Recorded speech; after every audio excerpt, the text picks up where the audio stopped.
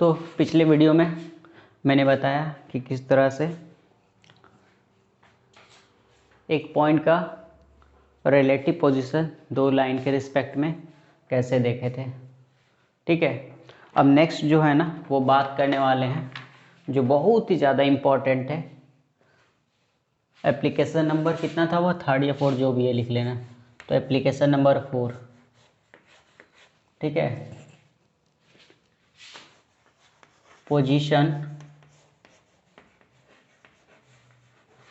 Of a point with respect to a triangle. एक triangle के respect में हम पॉइंट का पोजीशन के बारे में बात करने वाले हैं। Suppose A B C 3 points दिए हुए हैं, x1 y, छोड़ो बाद में। एक ट्राइंगल के रिस्पेक्ट में एक पॉइंट के बारे में बात करें तो क्या हो सकता है, या तो पॉइंट ट्राइंगल के अंदर हो, या पॉइंट बाउंड्री पर हो, या तो पॉइंट ट्राइंगल के बाहर हो। ठीक है, पॉइंट या तो इनसाइड हो सकता है, या ऑन द ट्राइंगल, या आउटसाइड। यही 3 तो पोजीशन हो सकता है, लोकेशन। अब आप ही चौक चौक चौक चौक चौक चौक चौक, ठीक है, ये 3 हो सकते हैं। तो अभी चलो 1 बाय 1 करते हैं। सबसे पहले हम इनसाइड के लिए देखते हैं। तो सपोज करो इसको हम L1 नाम दे देते हैं, इसको हम L2 लाइन नाम दे देते हैं, और इसको इस लाइन सेगमेंट AB को L1, BC को L2 और इसको L3। मतलब पॉइंट आपको दिया रहेगा तो सबसे पहले आपको क्या करना होगा, लाइन बना लेना है। लाइन का इक्वेशन निकालने आता है, नहीं आता है तो धीरे धीरे सब सीखेंगे। अब देखो, अब L1 के रिस्पेक्ट में बात करते हैं। L1 के रिस्पेक्ट में देखो, L1 के रिस्पेक्ट में बात करें, यानी कि हम देखो कैसे बात कर रहे हैं, एक लाइन और 2 पॉइंट, पहला एप्लीकेशन। ठीक है, 2 पॉइंट का एक लाइन के रिस्पेक्ट में रिलेटिव पोजीशन। तो यहाँ देखो L1 के रिस्पेक्ट में ये P और C क्या है, एक ही साइड में है, सेम साइड में लाई कर रहा है। L1 के रिस्पेक्ट में P और C एक ही साइड में है, यानी कि L1 के रिस्पेक्ट में जो P कोऑर्डिनेट पुट करोगे और जो C कोऑर्डिनेट पुट करोगे उसका रेशियो पॉजिटिव, तब ये इधर आएगा। अब इधर आएगा तो इधर बहुत सारा रीज़न है। देखो L1 के रिस्पेक्ट में देखें, एक बाउंड्री लगाए हैं तो ये हो सकता है L1 इधर, P पॉइंट इधर आ जाए, इधर आ जाए। ठीक है, तो बाहर भी भाग सकता है। तो अभी इससे L1 से सिर्फ इतना पता चला कि ये जस्ट ऐसा करने से सेम साइड में है, तो ये पूरा का पूरा प्लेन इधर वाला में लाई कर रहा है। अब देखो L2 के रिस्पेक्ट में बात करते हैं। L2 के रिस्पेक्ट देखो ऐसे हम दिखाते हैं क्या हो क्या रहा। ये रहा तुम्हारा L1 के रिस्पेक्ट में, पूरा इस रीजन में किधरों हो सकता है। अब बात करते हैं L2 के रिस्पेक्ट में। देखो L2 के रिस्पेक्ट में P और A एक ही साइड में है, तो L2 के रिस्पेक्ट में P और A पूरा ऐसे हो सकता है ना, पूरा इसी इधर इस रीजन कहीं भी हो सकता है P। तो L2 के रिस्पेक्ट में P और L2 के रिस्पेक्ट में A सेम साइड है, तो सेम साइन। तीसरा देखो, अब L3 के लिए देखो, L3 के लिए देखोगे, ध्यान से देखो, L3 के लिए तो P पॉइंट और B पॉइंट एक ही साइड में है, P और B एक ही साइड में है।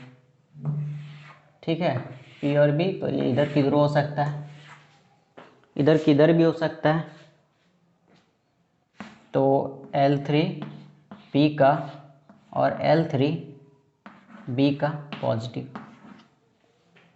अभी जब तीनों को एक साथ जब निकालोगे ना, तीनों को एक साथ जब कंबाइन कर दो, कॉमन रीजन लोगे, तो ये P पॉइंट इनसाइड आ जाएगा। देख लो, पूरे का इंटरसेक्शन ये रिप्रेजेंट कर रहा है। इस पूरे का इंटरसेक्शन जो कंडीशन अभी बना है, उस टोटल का इंटरसेक्शन ये इनसाइड वाला देगा हमको। तो इनसाइड के लिए समझ गए।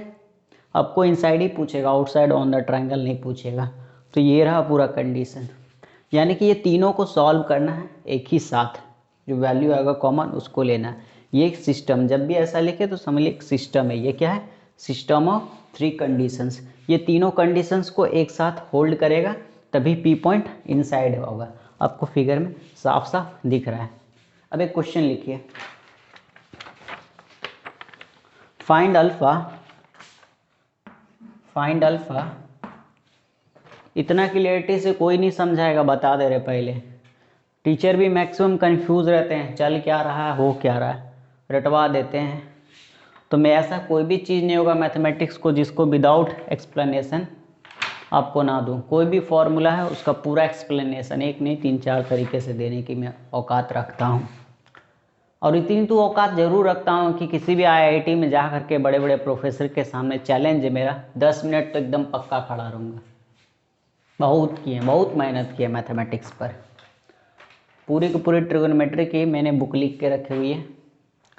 धीरे धीरे आप लोग को बहुत सारी चीज़ों में देने वाला हूँ, ठीक है। चलिए क्वेश्चन क्या है, फाइंड अल्फा इफ पॉइंट जो है alpha, 3 alpha lies inside the triangle having the sides along the lines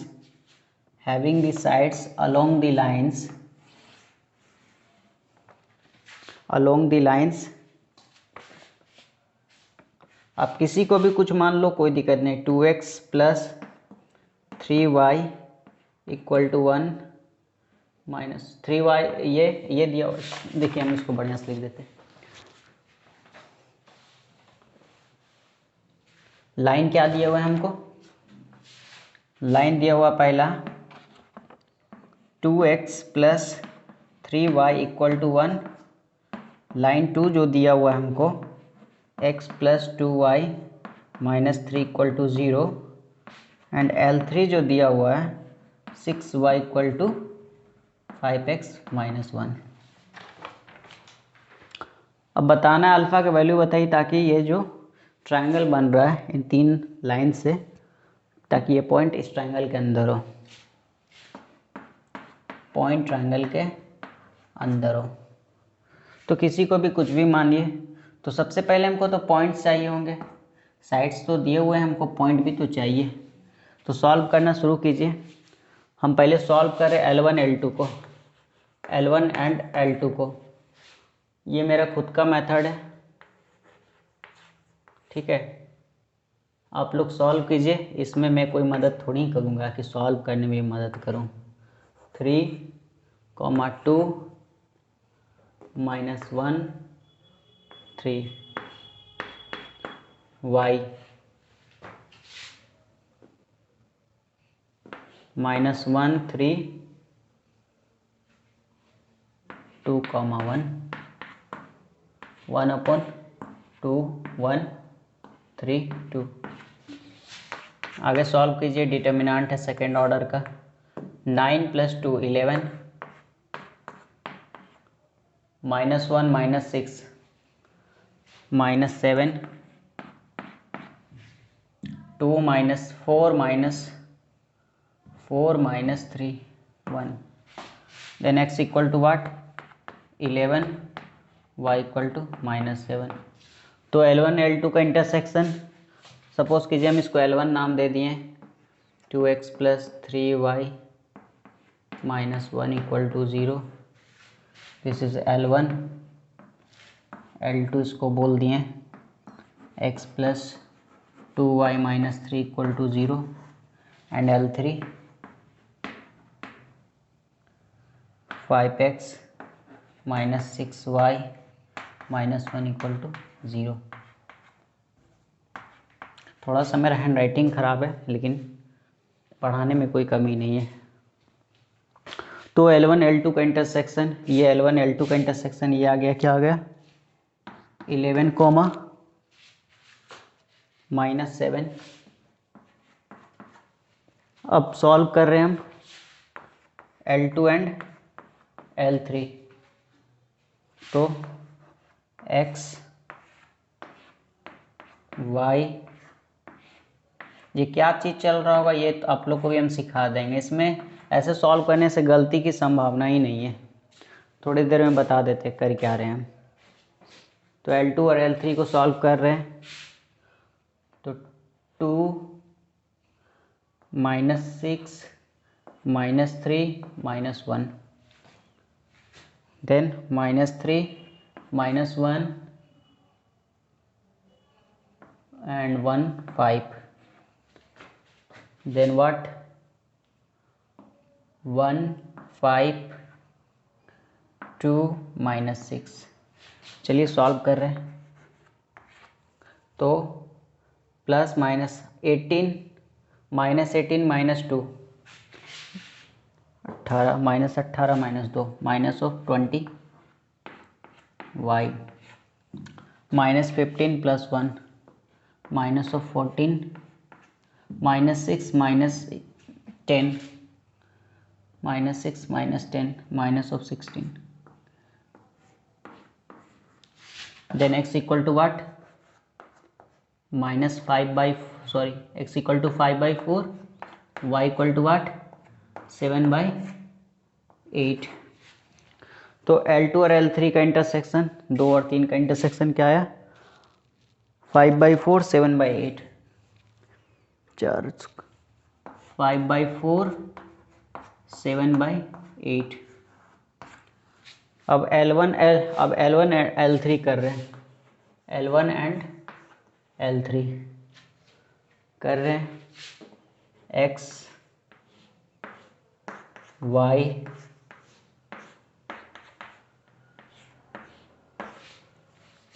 चलिए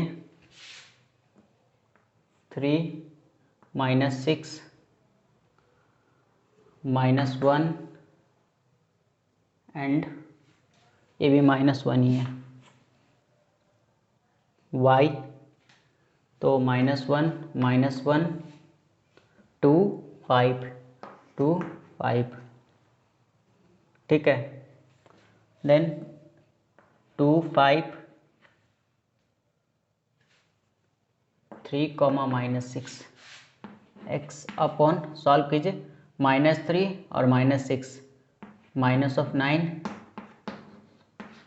-5 +2 तो -3 -12 और -15 कितना हो जाएगा -12 -15 12 24 27 -27, then x equal to what 1/3 and y equal to what 1/9। तो ये कोऑर्डिनेट क्या आ जाएगा 1/3 1/9।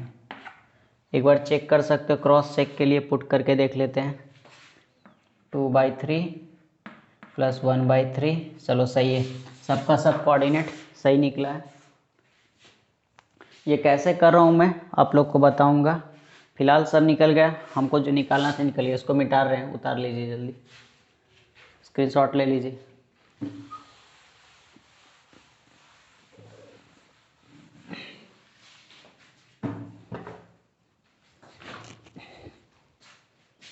ठीक है,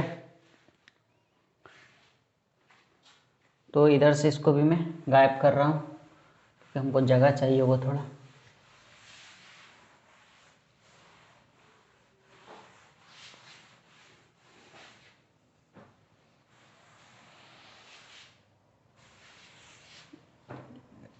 चलिए करना क्या है, सबसे पहले P का लोकेशन देखना है।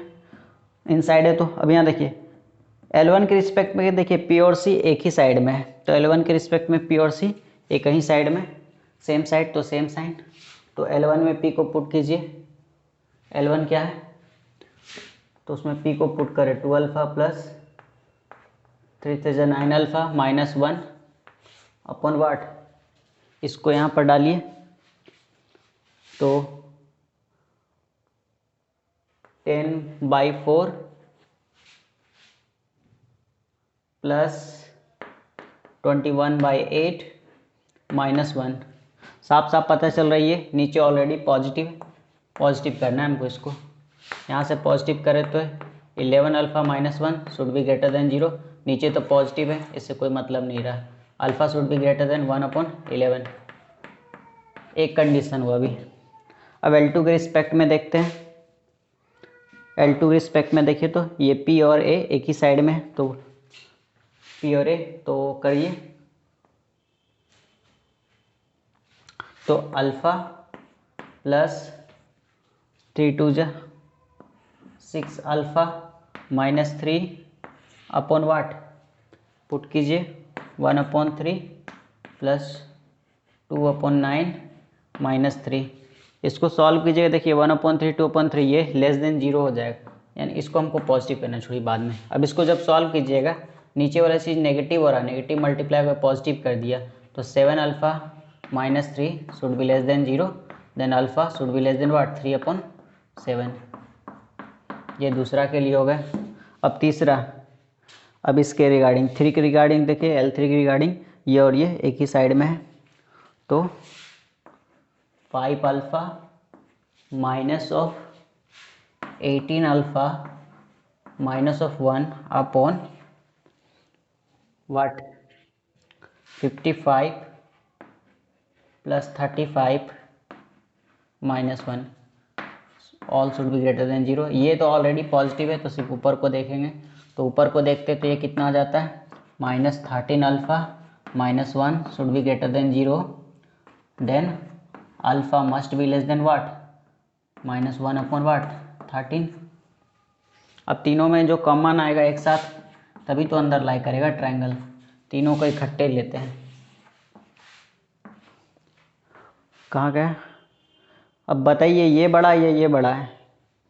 दोनों में से कौन बड़ा है? तो किसी ऊपर या नीचे को बराबर कर दीजिए आप। तो हम क्या करते हैं ना, देखिए इसको 1, इसको हम क्या करते हैं ना, ये और ये इन दोनों को हमको कंपेयर करना है। तो कुछ मत कीजिए, इसको 7 से कर दीजिए, इसको 11 से, इसको ऊपर 7, इसको ऊपर 11, जो है क्रॉस कर दीजिए दोनों का। 7 77, ये 33 77, तो पता चल रहा है 3/7 बड़ा है। यहाँ से क्या है -1/13, यहाँ 1/11 और ये 3/7। देखिए 1/11 में क्या है, ये छोटा होना चाहिए, ये रहा इसके लिए। फिर देखिए इसका, ये इससे छोटा होना चाहिए 3/7 से, और फिर इसको देखिए ये किससे छोटा बोल रहा है, ये इससे। तो तीनों एरो का कॉमन रीजन देखिए तो ये वाला मिल रहा है। तो alpha belongs to what -∞ to -1/13, तीनों का कॉमन रीजन। तो करना क्या है, इसी तरह करना है। पॉइंट ऑफ इंटरसेक्शन हमको चाहिए वह पॉइंट्स, तभी तो हम रिलेटिव पोजीशन के बारे में बात करेंगे।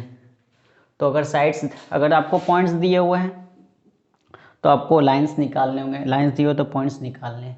मतलब आपको एक चीज़ ही दिया रहेगा, एक चीज़ खुद से फाइंड आउट करना है, और जो कॉमन कंडीशन आएगा उसी को आपको लेके चलना। यहाँ कॉमन जो है मेरा वैल्यू ये आया। चलिए अब आगे बढ़ते हैं, नेक्स्ट वीडियो में देखते हैं। ये सेक्शन फॉर्मूला का एप्लीकेशन जो भी था, और 2 एप्लीकेशन बचा हुआ है, एक कोलिनियरिटी कैसे चेक करते हैं, और एक केवास थ्योरम, मेलनस थ्योरम है, उसके बारे में ज़्यादा पूछता नहीं है। तो सेक्शन फार्मूला यहीं पर समाप्त होता है। अब हम लोग नेक्स्ट वीडियो में बात करेंगे triangles, points in a triangle, triangle के अंदर अलग अलग तरह के पॉइंट्स कैसे होते हैं। चलिए, तो आज के लिए आप सभी का बहुत बहुत धन्यवाद वीडियो को अंत तक देखने के लिए। और आपके जो भी डाउट्स हैं कमेंट सेक्शन में आइए, कमेंट कीजिए, और कोशिश कीजिए, मेरी रिक्वेस्ट है कि आप लोग जो भी ज़रूरतमंद बच्चे हैं उसको बताइए, यह फ्री ऑफ कॉस्ट पूरा जेईई का सिलेबस को कवर करवाया जा रहा है। जो बच्चे फाउंडेशन जिनका बहुत ही ज़्यादा वीक है, एकदम बहुत ज़्यादा ख़राब है, वो बच्चे भी मेरे वीडियोस को देख करके अपने फाउंडेशन को पूरी तरह से सुधार लें। ठीक है, तो तब तक के लिए जय श्री राम।